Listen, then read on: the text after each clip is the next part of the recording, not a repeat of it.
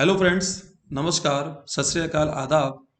मैं ललित धानावत आप सभी का स्वागत करता हूं मेरे YouTube channel GK with Lalit Dhanawat sir. और आज की हमारी विशेष परिचर्चा महाराजा मानसिंह हत्याकांड के सच के ऊपर। ये घटना एक ऐसी घटना है जो एक राजघराने के मान सम्मान और एक सरकार राज्य सरकार की प्रतिष्ठा के मध्य लड़ाई की घटना है, जिसने आजाद भारत के अंदर एक ऐसी घटना को जन्म दिया जिस घटना से पूरा देश हिल हिल के पूरा देश हिल गया था, पूरा देश परेशान हो गया था। आम जन जो है इसकी कल्पना कर भी नहीं सकता था कि क्या ऐसी घटना जो दो बड़े पदों के बीच हो सकती है क्या। हाँ मित्रों, हम बात कर रहे हैं महाराजा मानसिंह हत्याकांड की। आज के वीडियो के अंदर मैं आपको इस हत्याकांड के एक एक तथ्य से, पूरे घटनाक्रम से आपको रूबरू कराऊंगा और आप जुड़े रहिए इस वीडियो में अंत तक। पूरी घटनाक्रम के बारे में आप इसको सुने। महाराजा मानसिंह का जो जन्म है वो 5 दिसंबर 1921 को हुआ था। इनके पिता का जो नाम था वो था महाराजा कृष्ण सिंह। महाराजा कृष्ण सिंह की संतान महाराजा मानसिंह जो थे 1928 से 42 के दौरान इन्होंने इंग्लैंड में रहकर के शिक्षा ग्रहण की और इंग्लैंड से इंजीनियर की उपाधि धारण की। 1946 में भरतपुर रियासत में मंत्री बने और 1947 के अंदर रियासती झंडा उतारने का भी इन्होंने विरोध किया। 1952 से 84 के दौरान महाराजा मानसिंह 7 बार विधायक रहे। आप ध्यान दीजिए, 7 बार निर्दलीय उम्मीदवार के रूप में विधायक रहे। इन्होंने किसी भी पार्टी को ज्वाइन उस समय नहीं किया।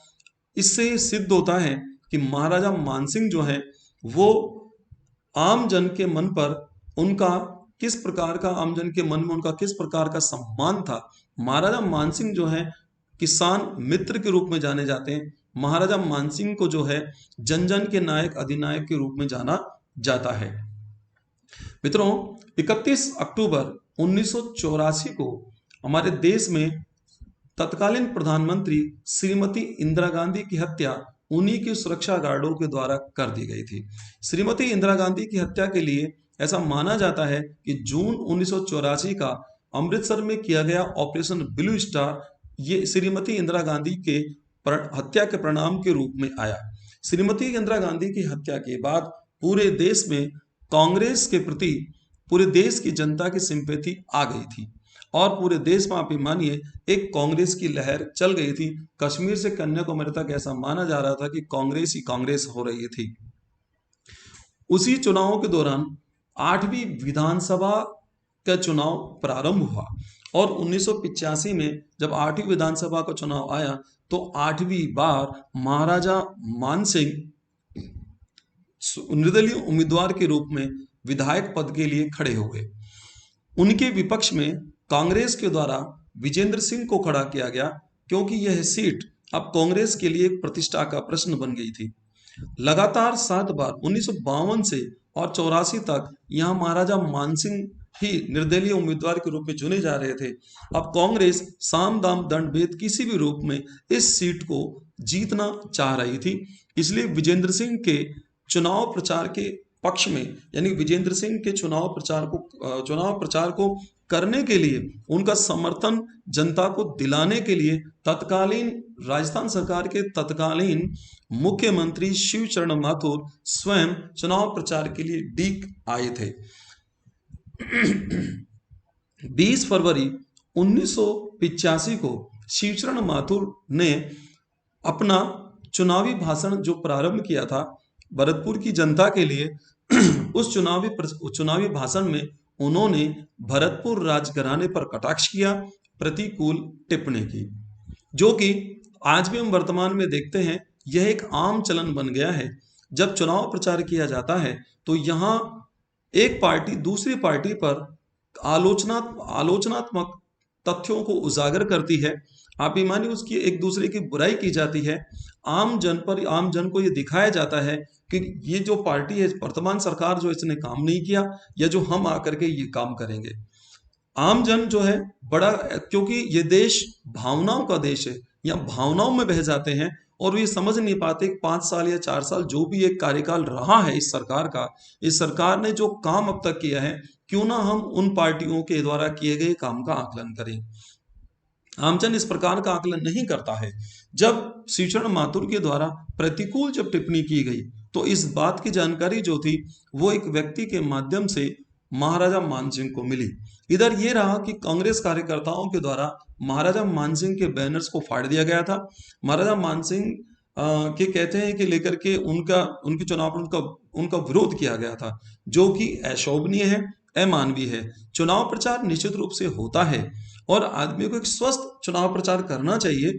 अस्वस्थता किसी भी प्रकार में शोभा नहीं देती है। तो कांग्रेस कार्यकर्ताओं के द्वारा जब इस प्रकार की बात रखी गई, तो महाराजा मानसिंह के बारे में कहा जाता है, चूंकि उनका व्यक्तित्व उनके मान के अनुरूप है, यानी कि एक वो व्यक्तित्व जो अपने मान स्वाभिमान को बचाने के लिए सिंह की तरह प्रहार कर सकता है, सिंह की तरह वार कर सकता है, सिंह की तरह जीता है, उस व्यक्ति के विरुद्ध वो टिप्पणी जो थी महाराजा मानसिंह उसको बर्दाश्त नहीं कर पाए थे और वो आग बबूला हो गए थे। महाराजा मानसिंह अपनी जोंगा यानी कि जीप जो है उसको लेकर के चले और उन्होंने वहां जो परेड ग्राउंड के जो वहां चले तो देखा जो हेलीकॉप्टर जो था, उस हेलीकॉप्टर में उन्होंने जोरदार टक्कर मारी। उस हेलीकॉप्टर जो था उसको उसको काफी नुकसान हुआ और वहां के बाद वो जो चुनावी जो प्रचार सभा जहां पर चल रही थी, चुनावी भाषण जो था श्रीचरण माथुर के द्वारा जहां दिया गया था, वो वहां पर आए। चूंकि मंच वो खाली था, श्रीचरण माथुर उस समय जा चुके थे, तो उन्होंने मंच को टक्कर मारी और कहते कि जो मंच की जो बल्लियां हैं वो तमाम भर भरा कर गिर गई थी। लेकिन इस मामले में जब श्रीचरण माथुर को इस घटना की जानकारी मिली, तो श्रीचरण माथुर के लिए यह प्रतिष्ठा का प्रश्न बन गया, क्योंकि यह एक राजस्थान सरकार को सीधी सीधी दी गई चुनौती थी महाराजा मानसिंह के द्वारा। अब यहां पर शिवचरण माथुर का भी कहते हैं कि जो क्रोध है, वो कहते हैं कि शिव यानी कि भगवान शिव के एक तरह रौद्र रूप की तरह शायद हो गया और उन्होंने पुलिस को कहते हैं कि बहुत सख्त कार्रवाई करने का आदेश, मानसिंह के विरुद्ध करने का आदेश दे दिया था। कहते हैं कि 21 फरवरी 1985 को की एक घटना है। तत्कालीन डीवाईएसपी कान सिंह भाटी और एसएचओ वीरेंद्र सिंह के नेतृत्व में बड़ी भारी संख्या में पुलिस बल जो है वो डीग अनाज मंडी की ओर गया, क्योंकि वहां पर जो महाराजा मानसिंह है वो पहले से वहां मौजूद थे। इस घटना के बारे में महाराजा मानसिंह को जानकारी मिल चुकी थी, लेकिन महाराजा मानसिंह का जो मानना तो ये था कि पूरा रियासत हमारी है, हमें मारने वाला कौन है। तो कहते हैं कि पुलिस ने अपनी जीप जो है मानसिंह की जीप के सामने लगा दी और ताबड़तोड़ फायरिंग स्टार्ट हो गई। तो इसमें क्या रहा कि लेके महाराजा मानसिंह की कनपटी पर गोली मारी गई, जिसमें महाराजा मानसिंह के साथ साथ सुमेर सिंह और हरि सिंह भी मारे गए थे। महाराजा मानसिंह के सीधे सीने में भी गोलियां मारी गई थी। यह आजाद भारत के अंदर एक सिटिंग एमएलए का एनकाउंटर था, जो कि एक बड़ी घटना थी। निश्चित रूप से इससे पूरा देश हिल गया था लेकर के। कहते हैं कि लेकिन जब पूरे देश वहां भरतपुर जो रियासत थी, उस भरतपुर रियासत में चूंकि अपने महाराजा की हत्या के विरुद्ध वहां की जनता ने विद्रोह कर दिया, आगजनी कर दी, तोड़फोड़ जो वहां स्टार्ट कर दिया। जब वहां भारी आगजनी हुई तो कहते पुलिस फायरिंग के अंदर 2-4 लोग और भी वहां मारे गए थे। 22 फरवरी 1985 को दिल्ली से माखनलाल फौजदार का वहां फोन आया शिवचरण माथुर के पास, और फोन जो था शिवचरण माथुर का इस्तीफे को लेकर के था। तो कहते हैं शिवचरण माथुर ने उस समय इस्तीफा दे दिया, अपने पद से इस्तीफा दे दिया, और उनके बाद सीएम पद की जो शपथ ली गई थी वो ली गई थी हीरालाल देवपुरा के द्वारा। इस फर्जी एनकाउंटर के विरुद्ध मानसिंह के दामाद विजय सिंह के द्वारा पुलिस में मुकदमा दर्ज कराया गया।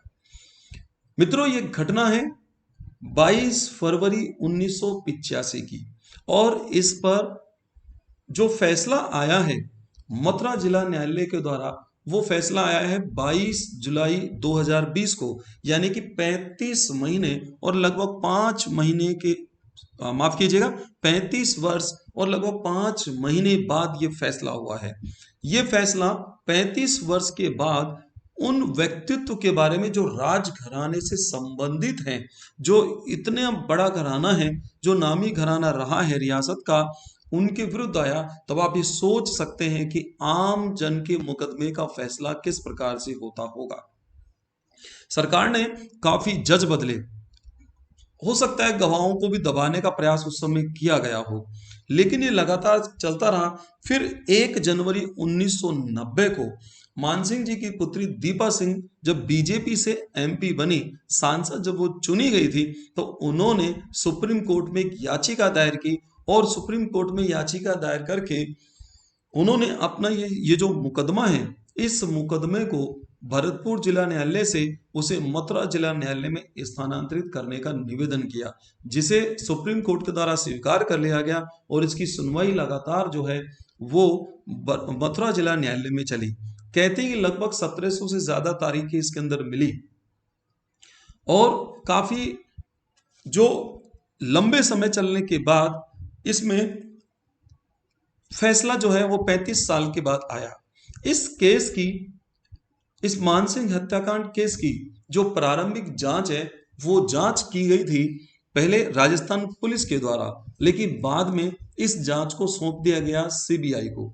जब बाद में इस जांच को सीबीआई को जब सौंप दिया गया, तो सीबीआई ने 18 लोगों को इसमें नामजद किया, लेकिन एक व्यक्ति जो कि डीवाईएसपी कानसिंह का ड्राइवर था, उसका नाम था महेंद्र सिंह, उसे बरी कर दिया गया था क्योंकि उसके खिलाफ कोई सबूत मिल नहीं पाए।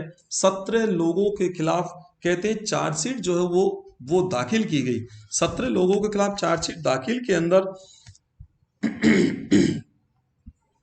इसमें इंस्पेक्टर जो थे कान सिंह सिल्वी, हेड कांस्टेबल हरि सिंह और एक कांस्टेबल गोविंद जो है उनको बरी कर दिया गया।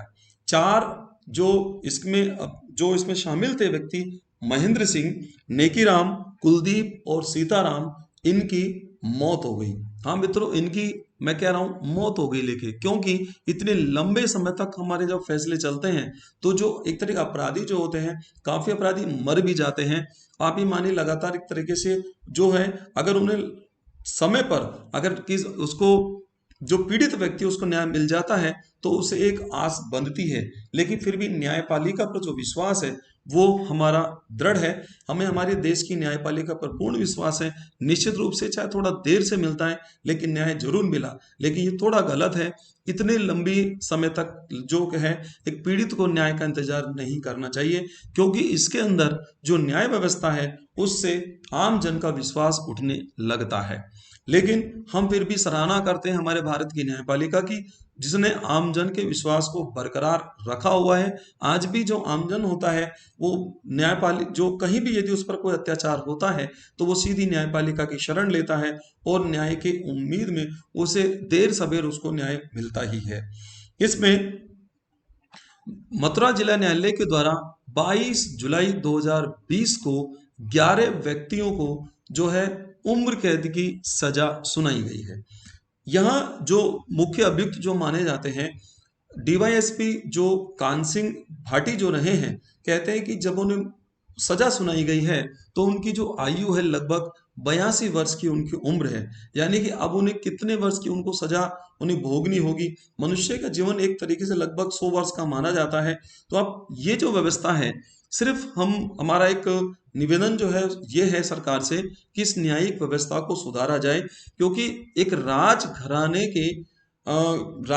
के द्वारा जब एक केस लड़ा जा रहा है तो उसमें एक लंबी इतनी देरी लग रही है, तो आम जन के साथ भी बहुत देरी इसके अंदर यहाँ मित्रों लगती है। इस हत्याकांड ने पूरे देश को कहते हैं कि हिला करके रख दिया था और जन जन के नायक जो मानसिंह जी जो थे उनको चाहे 35 वर्ष के बाद मिला तो निश्चित रूप से एक न्याय मिला। लेकिन यहाँ पर मैं एक बात कहना चाहूंगा उन पुलिस अधिकारियों से जो राजनीतिक दबाव में आकर के एनकाउंटर में शामिल हो जाते हैं। यहाँ जो फर्जी एनकाउंटर किया जाता है, अभी हाल ही में विकास दुबे का भी एनकाउंटर किया गया था। निश्चित रूप से आप देखिए कि जो सजा जो भोगी जाती है वो किसी राजनेता के द्वारा नहीं भोगी जाती है। यहाँ जो सजा की जो मार आती है वो मार एनकाउंटर करने वाले पुलिस अधिकारी पर आती है, उन पुलिस कर्मियों पर आती है। एक उम्मीद है कि वो पुलिसकर्मी जो हैं अपने फर्ज को, अपनी इस बात को समझने का शायद प्रयास करेंगे। मेरी चर्चा आज की यही समाप्त होती है मित्रों। यदि आपको आज की परिचर्चा मेरी पसंद आई है, आपकी सत्यता से आप रूबरू हुए हैं, तो आप मेरे चैनल को सब्सक्राइब करें, लाइक करें और ज़्यादा से ज़्यादा शेयर करें, क्योंकि आज की पीढ़ी को इस घटना के बारे में ज़्यादा जानकारी नहीं है।